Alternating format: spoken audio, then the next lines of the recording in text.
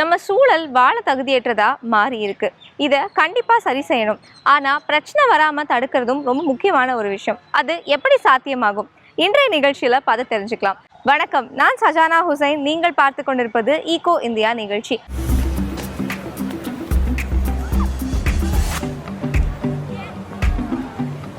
தானியங்கள்னு சொன்னதோ நமக்கு முதல்ல ஞாபகத்துக்கு வருது கோதுமையும் அரிசியும் தான். ஆனா விவசாயிகள் நம்பி இருந்த பண்டைய கால பயிர் இது இல்லை.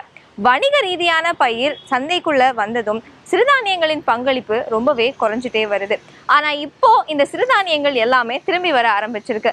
சிறுதானியங்கள் உடலுக்கும் ரொம்பவே நல்லது. விவசாயிகளை சிறுதானியங்களை நோக்கி திரும்ப பயணம் செய்ய வைக்கிறது எது? வாங்க தெரிஞ்சுக்கலாம். பொதுவாக ஐஸ்கிரீம் என்பது பால் மற்றும் சர்க்கரையின் சுவையான சேர்மம். ஆனால் இது சிறுதானியங்களால் செய்யப்பட்டிருக்கிறது. கோதுமை மற்றும் சோளம் போன்ற நவீன தானியங்களின் தாத்தா பாட்டிகள் இந்த சிறுதானியங்கள். இவை பலதரப்பட்டவை. இது குதிரைவாளி தானியம், இது இருங்கு சோளம், இது திணை, இது வரகு. வரகு தான் இந்த பகுதிகளில் அதிகமாக பயிரிடப்படுற ஒரு தானியம். கடந்த 40 வருடங்களில் சிறுதானியங்கள் கொஞ்சம் கொஞ்சமாக மறைஞ்சிட்டு வந்திருக்கு. இந்த ஏரியாவில் பெரம்பலூர் மாவட்டத்தில் பெரும்பாலும் மானாவாரி பகுதிகளில் பார்த்திங்கன்னா பீட்டி பருத்தியும் மக்காச்சோளமும் தான் பயிரிடுறாங்க. விதையில் இருந்து விற்பனை வரைக்கும் எல்லாமே மார்க்கெட்டை நம்பி தான் விவசாயிகள் இருக்க வேண்டிய சூழல் இருக்குது. விவசாயி சரவணன் கருணாநிதி இதை மாற்ற நினைக்கிறார். சிறுதானியங்களை மீண்டும் கொண்டு வர நினைக்கிறார். இவை நீண்ட காலத்திற்கு நம்பக்கூடிய பயிர்கள் என்பது மட்டுமல்ல, இவை மண்ணுக்கு நல்லது செய்கின்றன, குறைவான நீரை பயன்படுத்துகின்றன, இவற்றில் சத்துகளும் அதிகம். நம்மாழ்வார் ஆர்கானிக் சிறுதானிய உற்பத்தியாளர் கூட்டமைப்பு என்ற கூட்டுறவு அமைப்பை இவர் தொடங்கி இருக்கிறார். இந்த விஷயத்தின் மீது நம்பிக்கையோடு மாற விரும்புகிறவர்களுக்கு ஆதரவளிக்க இந்த கூட்டுறவை தொடங்கினார். இயற்கை வேளாண்மை முறைகளை முன்னெடுக்கணும். சிறுதானியங்களை, ஊட்டச்சத்து மிக்க சிறுதானியங்களை விளைவிச்சு அதை அவங்க உட்கொள்ளணும் அப்படின்ற அடிப்படையில் ஒரு 5.5 ஏக்கர் 7 விவசாயிகள் ஒரு 5.5 ஏக்கரில் ஆரம்பித்த முயற்சி இன்றைக்கி ஒரு 100 ஏக்கருக்கு மேலே இங்கே போடுறோம். விவசாயிகளுக்கு இதை பற்றி புரிய வச்சு அவங்கள இன்வால்வ் பண்ண ஆரம்பித்தோம். இப்போ விவசாயிகள் அவங்களாவே முன் வராங்க. சரவணனுடன் சேர்ந்து மாறிக்கொண்டிருக்கும் வயலுக்கு சென்றோம். இது போன்ற பல வயல்களில் மழை நன்றாக இருக்கும் போது பணப்பயிர்கள் நன்றாக வளர்ந்தன. ஆனால் மழை இல்லாத போது நஷ்டம் வந்தது. மழை கணிக்க முடியாததாக மாறிய போது விவசாயியான பானுமதி நிலைத்தன்மை கொண்ட பயிருக்கு மாற விரும்பினார். நல்ல மழை உள்ள ஆண்டுகளில் அதீத லாபம் வராது என்றாலும் இதையே விரும்பினார். இது பார்த்தீங்கன்னா இருங்கு சோளம். இந்த கொல்லை ஃபுல்லாக விரைச்சிருக்கோம். இது சாப்பாட்டுக்கும் யூஸ் பண்ணிக்கலாம். ஃபுல்லாக விரைச்சிட்டோம்னா இடையில மாட்டுக்கும் நாங்கள் சத்துள்ள பொருள் தட்டை கருது வைக்கிறதுக்கு முன்னாடியே இடையில தட்டையை அறுத்து மாட்டுக்கும் யூஸ் பண்ணிப்போம். பால் நல்லா கறக்கும், மாட்டுக்கு சத்துள்ள பொருள். இது நல்லா பயிர் விளைஞ்சதுக்கப்புறம் அரைச்சி சாப்பாடு செய்யலாம், உப்புமா செய்யலாம், பொங்கல் பண்ணலாம், சாப்பாட்டு வகை எல்லாமே செய்யலாம். எல்லாருமே சாப்பிட்லாம். சின்ன குழந்தைங்கள்லேருந்து பெரியவங்க வரைக்கும் எல்லாருமே சாப்பிட்லாம். இப்போ ஆர்டினரி எங்கள் ஊரில் நாங்கள் மிஷினை போட்டு நாங்கள் அரைக்கிற வாசி இந்த வாட்டி பார்த்திங்கன்னா தீபாவளிக்கு எங்கள் வீட்டிலலாம் முறுக்கு, லட்டு உருண்டை, பிஸ்கட்டு எல்லாமே செய்வோம் நாங்கள். பானுமதியும் பிற பெண் விவசாயிகளும் சேர்ந்து தாங்கள் உற்பத்தி செய்யும் பொருட்களை நேரடியாக கூட்டுறவுக்கு விற்கிறார்கள். அவர்கள் இதை பைகளில் இட்டு பல நகரங்களில் இருக்கும் வாடிக்கையாளர்களுக்கு விற்கிறார்கள். நகர்ப்புறங்களில் சிறுதானியங்கள் புகழ் பெற்றுக் கொண்டிருக்கின்றன என்பதால் இது வெற்றி அடைந்திருக்கிறது. இப்போது நாங்கள் ஒர்க்கிங் விமன் தான் இருக்கிறதுனால ஜென்ரலி இஃப் யூ சி இதெல்லாம் மில்லட்ஸ்லாம் வாங்கி அரைச்சி அதை ரோஸ்ட் பண்ணி அரைச்சி சில்ட்ரனுக்கு கொடுக்கறதுக்கு ரொம்ப கஷ்டம். ஸோ இந்த மாதிரி when they sell it as powders, இந்த மாதிரி மிக்ஸாலாம் கொடுத்தாங்கன்னா மார்னிங் டாஸ்க் ரொம்ப ஈஸியாக இருக்குது. ஒரு சாட்டிஸ்ஃபேக்ஷனாகவும் இருக்குது that children are having healthy food. பல வாடிக்கையாளர்கள் இந்த தானியத்திற்காக நிறைய விலை கொடுக்க தயாராக இருக்கிறார்கள். 2023ஆம் ஆண்டை ஐநா சபை சிறுதானியங்களின் ஆண்டாக அறிவித்தது. ஆனால் இந்த வகை பயிர்கள் விவசாயிகளுக்கு லாபம் தருபவையாக மாற வேண்டும் என்றால் அதிக காலம் எடுக்கும். சிறுதானியங்களோடு ஒப்பிடும்போது ஒரு ஆண்டில் பணப்பயிர்கள் 4 மடங்கு அதிகமான லாபம் தருகின்றன. ஆனால் இதன் பிற நன்மைகள் தான் விவசாயிகளை ஈர்க்கின்றன. சிறுதானியங்கள் ரொம்ப எல்லா விதத்துலேயும், அதாவது நமக்கு இன்றைக்கி கிளைமேட் ரெசிலியன்ட் கிராப்னு சிறுதானியங்களை சொல்கிறாங்க.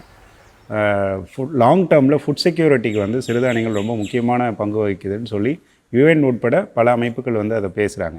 அதனால் உணவு தேவையை பூர்த்தி பண்ணுறது அப்படின்றது கண்டிப்பாக சிறுதானியங்களால் முடியும்.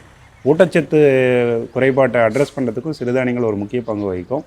அரிசிக்கு இப்போ எப்படி ஆதரவு இருக்கோ, கோதுமைக்கு எப்படி ஆதரவு இருக்கோ, அதே போல் சிறுதானியங்களுக்கு அரசாங்கத்துடைய ஆதரவு இருந்தது அப்படின்னா பரவலாக வந்து சிறுதானியங்கள் பயிரிடப்படும். மக்கள் தாராளமாக சிறுதானியங்கள் பயிரிட்டு கொடுக்கறதுக்கு நிறைய வாய்ப்பு இருக்குது. இந்த பகுதியைச் சேர்ந்த விவசாயிகள் எதிர்காலத்தை சமாளிக்க மரபு முறைக்கு மாறிக்கொண்டிருக்கிறார்கள். இது நடந்துவிட்டால் சிறுதானியங்கள் திரும்ப வரும், விவசாயிகளுக்கு நம்பிக்கைக்குரிய பயிர்கள் கிடைக்கும், நல்ல உணவு சாப்பிட்டு ஆரோக்கியமாக இருக்க நுகர்வோருக்கு வாய்ப்பு கிடைக்கும். நம்ம தினசரி உபயோகப்படுத்துகிற காலணிகளில் தொடங்கி பொருட்களை எடுத்துகிட்டு போகிறதுக்கு பயன்படுத்துகிற பைகள் வரைக்கும் எல்லாமே தோல் சார்ந்து தான் இருக்குது. இந்த தோல் சார்ந்த பொருட்களை உற்பத்தி செய்கிறதுக்கு சுற்றுச்சூழல், பணியாளர்கள், உள்ளூர் மக்கள்னு எல்லாருமே அதிக அளவில் பாதிக்கப்படுறாங்க. இதுக்கு என்ன செய்யலாம்? உத்தரப்பிரதேசத்தின் கான்பூர் நகரத்தை இந்தியாவின் தோல் நகரம்னு சொல்கிறாங்க. சில வணிக நிறுவனங்கள் இந்த துறையை சுத்திகரிக்கிறதுக்கு நிறைய முயற்சிகள் எடுத்துகிட்டு வராங்க. அது என்னன்னு தெரிஞ்சுக்கலாம். சுனிதாவுக்கு சுத்தமான நீர் தேவை. ஆனால் அடிக்கடி இங்கு கிடைக்கும் நீர் மாசுபட்டது என்பதை அவர் நன்கு அறிவார். சில நேரம் நீர் சுத்தமாக தெரியும், ஆனால் அடிக்கடி அழுக்காக வரும். சில நேரம் பச்சையாக கூட வரும். சில நேரம் கழிவு நீர் வாடை வரும். இங்கு இருப்பவர்கள் அடிக்கடி இருமல், ஜுரம், நீண்டகால நோய்கள் ஆகியவற்றால் பாதிக்கப்படுகிறார்கள். மக்கள் எப்போதும் மருந்து சாப்பிட வேண்டிய நிலை இருக்கிறது. ராக்கி மண்டி என்பது உத்தரப்பிரதேசத்தின் மத்திய பகுதியில் இருக்கும் கான்பூர் நகரில் உள்ள ஒரு சந்தை. இந்த நகரம் இந்தியாவின் தோல்துறை தலைநகரமாக இருக்கிறது. நச்சுத்தன்மை கொண்ட குரோமியம் கசடு குப்பை மேடுகளில் கொட்டப்படுகிறது. இது நிலத்தடி நீரை மாசுபடுத்தி உள்ளூர் மக்களின் ஆரோக்கியத்திற்கு கேடு விளைவிக்கிறது.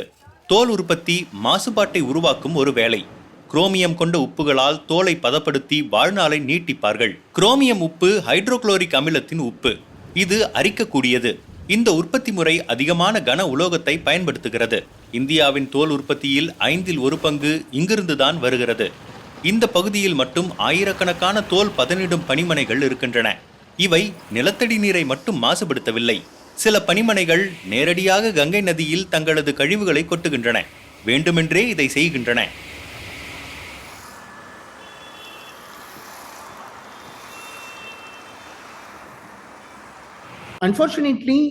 துரதிருஷ்டவசமாக உலகில் இந்த துறையின் வளர்ச்சியானது ஆறுகளை சுற்றியே அமைந்திருக்கிறது. இது உலகிலேயே மிகவும் அதிகமாக நீரை பயன்படுத்தும் துறை. ஆகவே மாசுபாட்டை கவனித்துக் கொள்ள நீர்த்து போக செய்வதுதான் மிகச்சிறந்த வழி என்ற எண்ணம் இருந்தது. ஆற்றில் கழிவு நீரை கொட்டினால் அது நீர்த்து போகும் என்று நினைத்தார்கள். ஆனால் மக்கள் தொகை அதிகரிக்கும் போது நதி மாசுபாடு நமது நகரத்தின் நீர்நிலைகளை மாசுபடுத்த தொடங்கிவிட்டது. What has happened is that the river contamination has ended up contaminating our drinking water systems. ஒவ்வொரு நாளும் பணியாளர்களின் உடலுக்கு அச்சுறுத்தல் இருக்கிறது. எந்த பாதுகாப்புமின்றி அவர்கள் வேலை செய்கிறார்கள். குரோமியம் உப்பு அறிவியல் ரீதியாக குரோமியம் 3 குளோரின் என்று அழைக்கப்படுகிறது. இதனால் தோல் பிரச்சனைகள், அரிப்பு மற்றும் சுவாச பிரச்சனைகள் வரும். 31 வயதாகும் வாசித்தலி தனது வாழ்நாளின் பாதி காலம் வரை நச்சு நிறைந்த பதனிடும் வேதிப்பொருட்களுடன் பணிபுரிந்து வருகிறார்.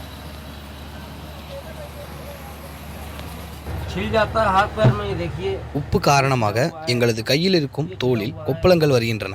இந்த தோல் அலர்ஜிகளை பாருங்கள். பாதுகாப்பு உபகரணம் இல்லாமல் வேலை செய்கிறோம். சிறு காயங்கள் கூட பெரு நோய் தொற்றுகளை ஏற்படுத்தும். எனது நண்பர் சமீபத்தில் இறந்து விட்டார். அவர் சுண்ணாம்புடன் வேலை செய்தார். அது அவரது நுரையீரலை பாதித்து விட்டது. அவருக்கு கல்லீரல் பிரச்சனைகளும் வந்தன என்று மருத்துவர்கள் சொல்கிறார்கள். இங்கிருந்து 1 மணி நேர தொலைவில் உன்னாவ் நகரம் இருக்கிறது. கங்கை நதிக்கரையில் இருக்கும் இந்த தோல் பதனிடும் பணிமனை கடந்த 30 ஆண்டுகளாக இயங்கி வருகிறது. இயக்குனர் தாஜ் ஆலம் உற்பத்தி முறையை இன்னும் சூழலுக்கு ஏற்றதாக மாற்ற முயற்சி செய்து வருகிறார். தோலில் இருந்து பிரிக்கப்படும் சதை துணுக்குகளை மருந்து மற்றும் அழகு சாதன பொருட்கள் தயாரிக்கும் நிறுவனத்திற்கு ஜெலட்டின் உற்பத்திக்காக விற்கிறார்கள். தோலில் இருந்து கிடைக்கும் முடிகள் உரம் தயாரிக்க பயன்படுகின்றன. எல்லா பொருட்களையும் பிரிக்கும் இயந்திரம் மிகவும் செயல்திறன் கொண்டது. சுண்ணாம்பு நீர் மறுசுழற்சி இயந்திரம் என்று அழைக்கப்படும் இந்த இயந்திரம் சுண்ணாம்பு நீக்கத்தின் போது வெளிவரும் நீரை மறுசுழற்சி மற்றும் மறுபயன்பாடு செய்கிறது. ஒவ்வொரு ஆண்டும் இதை செய்தால் 600 கிலோ லிட்டர் நீரை சேமிக்க முடியும். தோல் பதனிடும் முறையில் பயன்படுத்தப்படும் நச்சுத்தன்மை கொண்ட குரோமிய உப்புகள் மற்றும் பிற உலோகங்களையும் இவர் நீக்கி இருக்கிறார். காய்கறி மூலப்பொருட்கள் மூலம் தோல் பதனிடுகிறார். கிப்ராச்சோ, மிமோசா, செஸ்ட்நட், கேம்பியம் போன்ற மரங்களின் சாறுகளை எடுக்கிறோம். இவற்றுடன் வேதிப்பொருட்களை சேர்க்கிறோம். இதில் பெரும்பான்மை தென் அமெரிக்காவிலிருந்து வருகிறது. இதனால் தோலின் தரம் அதிகரித்திருக்கிறது. பிரச்சனை என்னவென்றால் இயற்கை பொருட்கள் குரோமியத்தை விட விலை உயர்ந்தவை. கான்பூரில் இருக்கும் தோல் பதனிடும் பணிமனைகள் இப்போது கட்டாயமாக கழிவுநீரை சுத்திகரிக்க வேண்டும். தாஜ் ஆலம் பிற தோல் பதனிடும் அமைப்புகளுடன் இணைந்து 80% நீரை மீண்டும் பயன்படுத்தக்கூடிய கழிவுநீர் சுத்திகரிப்பு மையத்தை அமைக்கப் போகிறார். இது எங்களது மேம்படுத்தப்பட்ட சுத்திகரிப்பு மையம். இது முதன்மை மையம். இங்கு முதற்கட்ட சுத்திகரிப்பு நடந்த பிறகு நாங்கள் மின் ஆக்சிஜனேற்றம் மற்றும் மின் உறைதல் செய்கிறோம். மாசுபாடுகளின் உயிர் வேதிப்பொருட்களை குறைத்து பொது கழிவுநீர் மையத்துக்கு அனுப்புகிறோம். அது இங்கிருந்து 2 கிலோமீட்டர் தொலைவில் இருக்கிறது. நிலத்தடி குழாய்கள் வழியாக இதை அனுப்புகிறோம்.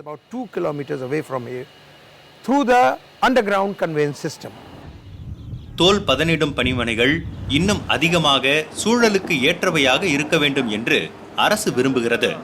ஆனால் அப்படி நிகழ்ந்தால் உற்பத்தி குறையும். இதை செய்யாவிட்டால் அபராதம் வரும். கான்பூரின் புறநகர் பகுதியில் உள்ள பல சிறு தோல் பதனிடும் மையங்களை பார்க்கலாம். இங்கு அரசாங்கத்தால் நிறுவப்பட்ட கழிவுநீர் சுத்திகரிப்பு அமைப்பு ஒன்று தோல் பதனிடும் மையங்களுக்காக இயங்கி வருகிறது. கங்கை நதியை எட்டுவதற்கு முன்பாக கழிவுநீர் சுத்திகரிக்கப்படுகிறது. இந்த திட்டத்தின் தனித்துவமான அம்சம் என்னவென்றால், கழிவு நீரோடு கலந்து கொண்டிருந்த குரோமியத்தை இப்போது தோல் பதனிடும் இடத்திலேயே பிரித்து எடுக்கிறோம். பிறகு அதை டேங்கர் லாரி வழியாக ஒரு தனி மையத்துக்கு அனுப்புகிறோம். இந்தியாவிலேயே மிகப்பெரிய குரோமியம் பிரித்தெடுத்தல் மையம் இங்கு இருக்கிறது. ஒரு நாளைக்கு இங்கே 900 கிலோ லிட்டர்களை சுத்திகரிக்கலாம்.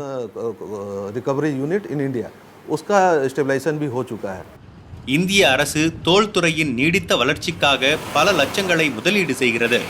ஆனால் சிறிய தோல் பதனிடும் அமைப்புகள் முயற்சியை கைவிட்டுவிட்டன. உற்பத்தியை குறைத்து கொள்ள முடியாமல், தேவையான முதலீடு இல்லாமல் இவை இவ்வாறு செய்திருக்கின்றன. நம்ம வீட்டில் உபயோகப்படுத்துகிற ஆற்றல், நம்ம தட்டில் இருக்கக்கூடிய உணவுன்னு எல்லாமே காலநிலைக்கு ஏற்ற மாதிரி மாறிக்கிட்டே இருக்கணும். இதுதான் நான் தெரிஞ்சுக்கிட்டேன். இந்த நிகழ்ச்சியில் நீங்கள் எந்த மாதிரியான விஷயங்களை தெரிஞ்சுக்கணும்னு நினைக்கிறீங்க? எங்களுக்கு தெரியப்படுத்துங்க. அடுத்த வாரம் மீண்டும் சந்திப்போம். நன்றி.